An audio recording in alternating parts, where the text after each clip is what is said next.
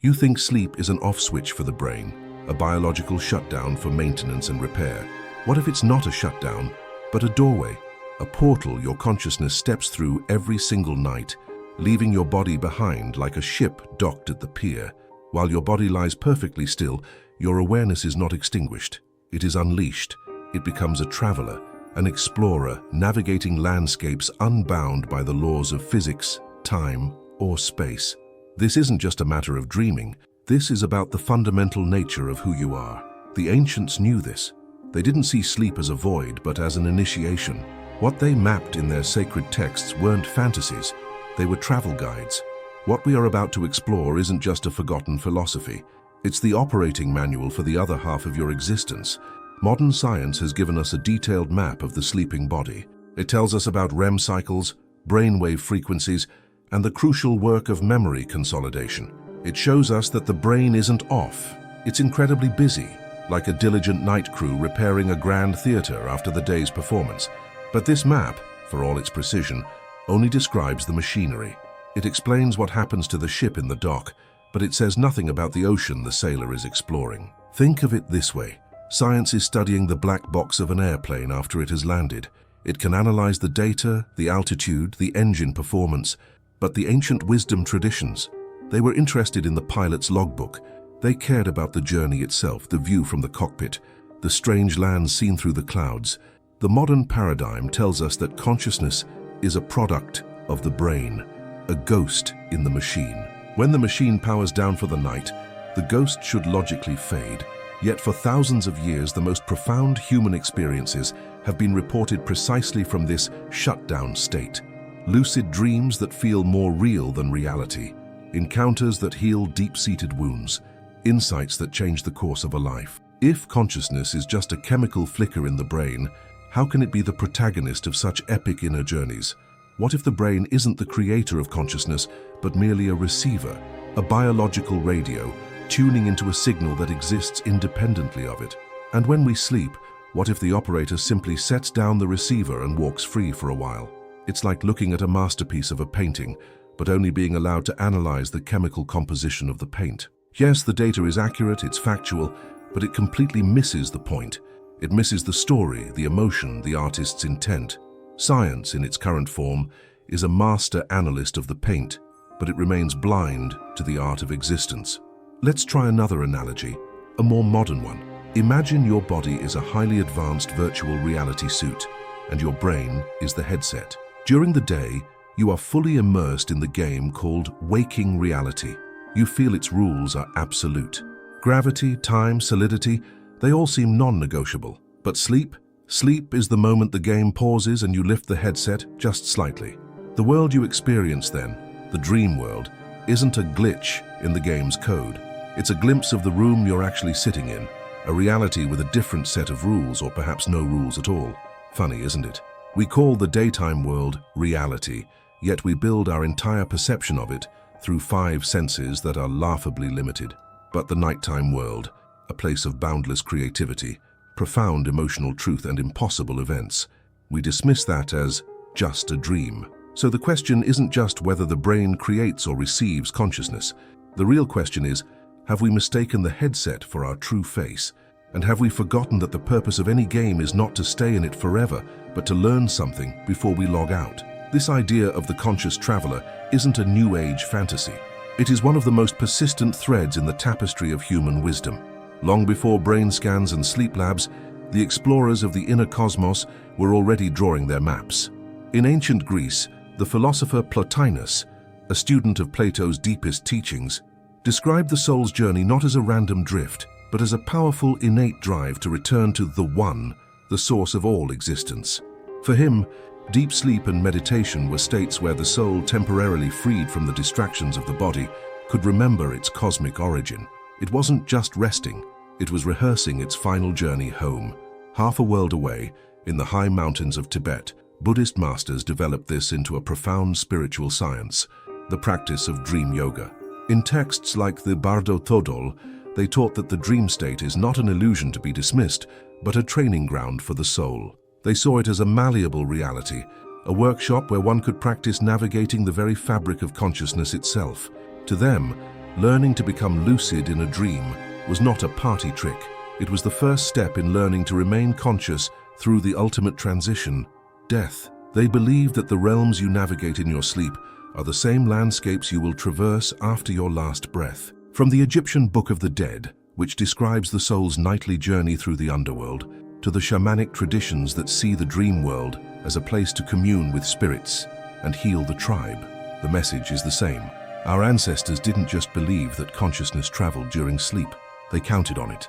These traditions, though separated by continents and centuries, were all tapping into a single underlying idea, a concept the Hermetic philosophers called the anima mundi, or the soul of the world. They envisioned a universal consciousness, a vast, living ocean of mind in which all individual souls are swimming.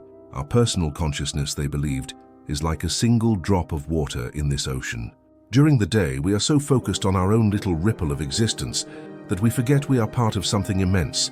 But at night, the boundaries of the drop dissolve, and we merge back into the oceanic consciousness. This is why, they argued, universal symbols and archetypes appear in the dreams of people from completely different cultures. It's why myths from around the world share such uncanny similarities. We aren't inventing these stories in our sleep. We are accessing the library of the world's soul. We are remembering the dreams of the planet itself. In the ancient Vedas of India, this same idea was expressed with beautiful simplicity. They spoke of Brahman, the ultimate unchanging reality, and Atman, the individual self. The great revelation of the Vedas is that Atman is Brahman. Your individual consciousness is, in its essence, identical to the universal consciousness. Sleep in this view is a nightly pilgrimage. It is the journey the self takes to dissolve back into the self, to let go of the illusion of separation and remember its own divinity. It's not about escaping reality, but about returning to the only true reality. So you see, the evidence isn't just in a few esoteric texts. It is the cornerstone of humanity's greatest spiritual philosophies. The question they all pose is not if we travel at night, but where have we been choosing to go? All of this ancient wisdom, this grand philosophy of the traveling soul, would be nothing more than a beautiful story if it didn't have a practical application. The goal is not just to be told that you are an explorer, it is to hand you the compass and the map. So, how do you transform your sleep from a passive experience into a conscious journey?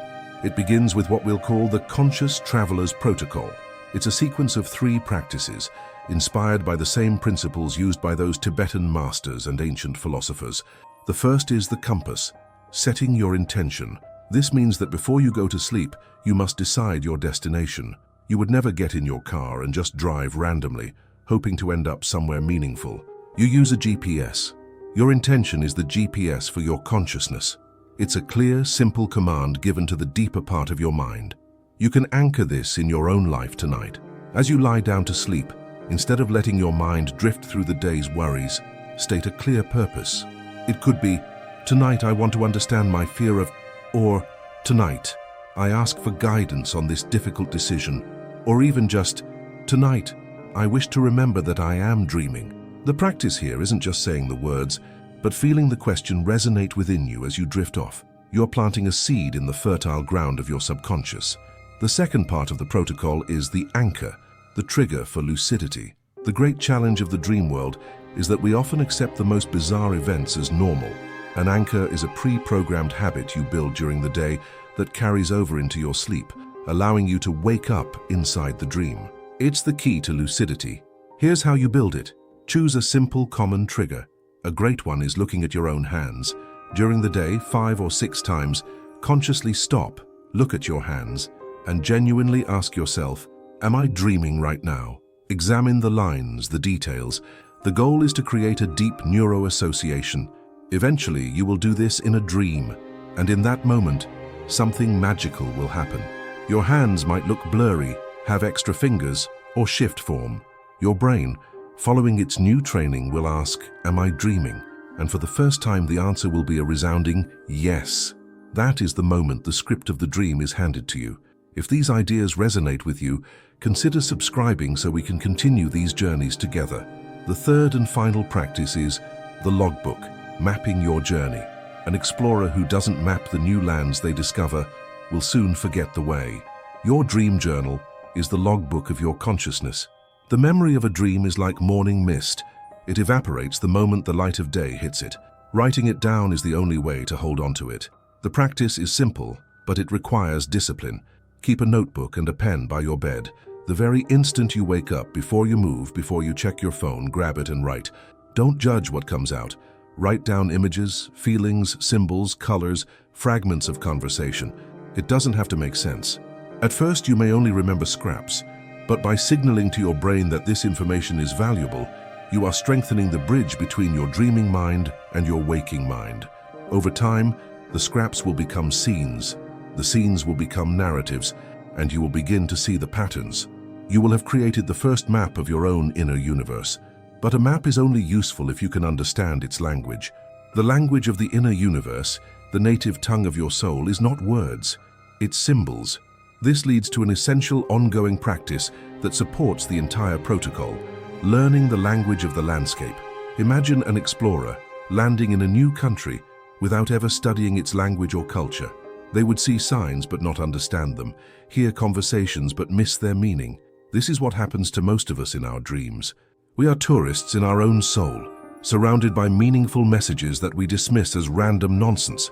The practice, then, is to become a student of symbolism during your waking hours. This is where you begin to build your personal lexicon of the soul. You can start with the universal archetypes, the hero, the shadow, the wise old man, concepts brought to light by pioneers like Carl Jung. Read about mythology not as dead stories but as living psychological maps. Explore the symbolism in alchemy, in tarot, in sacred geometry. You don't have to believe these systems are literal magic. Think of them as different languages that all attempt to describe the same fundamental human experiences: transformation, struggle, and revelation. Why does a snake shedding its skin appear in so many cultures as a symbol of rebirth? What does a key represent in your dreams when you're feeling locked out of an opportunity in your life? By enriching your conscious mind with this symbolic vocabulary, you are giving your dreaming self a richer palette to paint with. You start to recognize the recurring symbols in your personal logbook. The chaotic dream about losing your teeth is no longer just a weird event. You recognize it as a classic symbol of anxiety about losing control. The dream of a vast underground library is not just a strange location. You understand it as a journey into your own subconscious knowledge. This isn't about finding a fixed, one-size-fits-all meaning for every symbol. It is about developing a personal relationship with the language of your inner world, transforming you from a confused tourist into a fluent navigator. So you begin to practice, you set your compass, you create your anchor, you chart your logbook. You become a diligent cartographer of your inner world. But as you get better at this, as the maps become more detailed, you start to notice anomalies.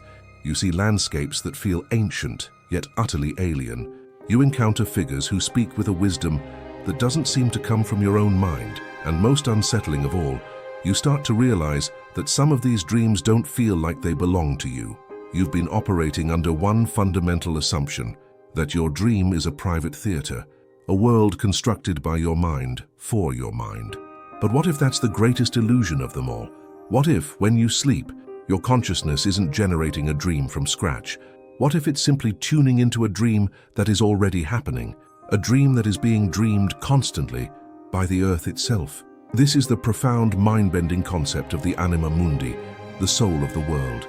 The idea that there is a single planetary consciousness, a vast psychic ocean in which our individual minds are just temporary islands. Suddenly everything clicks into place. Shared dreams? They happen when two people tune their radio to the same cosmic frequency, accessing the same story within the planetary mind. Universal archetypes, they are the foundational memories of the world soul, the recurring characters in its eternal dream. And premonition? This is the most staggering implication.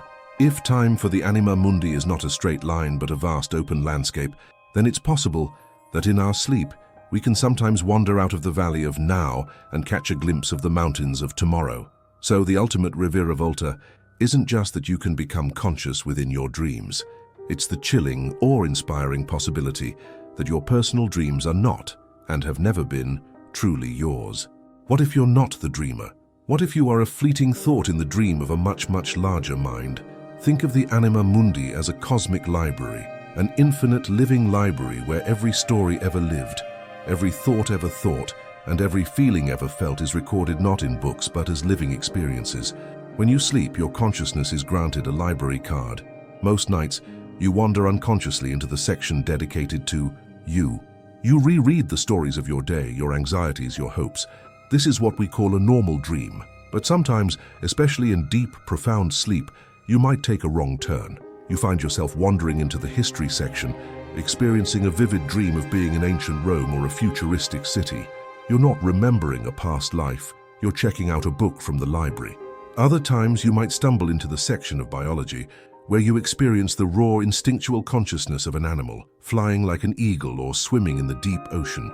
And the nightmares, the terrifying archetypal nightmares that feel bigger than your personal fears, the tidal waves, the collapsing cities, the monstrous figures. Perhaps these aren't just your private anxieties. Perhaps you've wandered into a section of the library where the world soul archives its own trauma, the memory of a great extinction, the echo of a collective tragedy, the psychic pain of the planet itself. This reframes everything. Your nightly journey is no longer just a personal psychological process. It is a form of communion. You are not just processing your day. You are participating in the ongoing epic dream of existence. This makes you infinitely smaller, just one reader in a library of souls. But it also makes you infinitely larger, because you have access to every story ever told. The only question is, have you been brave enough to check out a book from a different section? Accepting this possibility, even as a philosophical experiment, changes the very fabric of our responsibility. If our inner world is not a private sandbox but a shared reality, then the thoughts and emotions we cultivate at night are no longer a personal matter. They become our contribution to the collective dream. Suddenly, the act of healing your own trauma takes on a cosmic significance. When you face a recurring nightmare in a lucid state and transform it, you're not just healing a part of yourself. You are potentially healing a small corner of the world soul's library. You are resolving a discordant note in the symphony of planetary consciousness. Think of it in terms of energy. Every night, billions of human minds enter this shared space. What is the emotional weather we are creating there? Is it a storm of collective anxiety, fear, and greed, fueled by our unexamined inner states? Or could it be a field of peace, compassion, and creativity? This introduces a profound ethical dimension to our inner work. What responsibility do you have for the worlds you visit and co-create every night? Do the fears you feed in your dreams add to the collective nightmare of the world? Does the love and compassion you cultivate in your meditations create a sanctuary for other travelers? The ancient wisdom traditions understood this. They didn't see spiritual practice as a selfish quest for personal enlightenment. They saw it as a sacred duty. The shaman who journeyed into the spirit world to retrieve a lost soul was doing it for the health of the tribe. The monk who meditated on compassion was doing it to alleviate the suffering of all sentient beings. They knew that the inner and outer worlds are not separate. They are mirrors. A sick society has sick dreams, and perhaps, just perhaps, a society that learns to dream in a healthier, more conscious way could begin to heal itself from the inside out. The implication is staggering. Your consciousness is not a passive passenger. It is an active creator, and the most important work you do might not be what you achieve in the world by day, but the state of being you cultivate in the unseen world by night. This also flips our entire understanding of creativity and inspiration on its head. Where do our greatest ideas come from? The poet who wakes with a perfect verse, the scientist who dreams of a solution that unlocks a universal secret, the musician who hears a symphony in their sleep. We call it a stroke of genius, attributing it to the mysterious workings of their individual brain. But what if it's not invention, but discovery? What if these geniuses are simply the most skilled librarians, the ones who have learned how to consciously navigate the anima mundi and check out a piece of pristine, pre-existing cosmic art or a forgotten piece of universal knowledge? This doesn't diminish their greatness, it redefines it.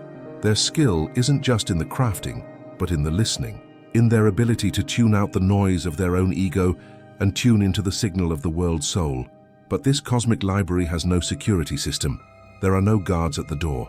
You are free to bring things back. And this is where the responsibility becomes intensely personal. If you can bring back a symphony, you can also bring back a virus. Every time you indulge in a dream of anger, you are not just venting. You are borrowing a book of rage from the collective library and making more copies. Every time you allow yourself to be consumed by a dream of despair, you are reinforcing that particular story, making it easier for the next traveler to stumble upon it. So the next time you wake up from an unsettling dream, the question to ask is not, "Why did my brain show me this?" but, "What part of the collective human story did I just participate in?" And more importantly, what story will I choose to contribute tonight? So we stand at the edge of a profound mystery. Sleep is not a pause, it is a pilgrimage.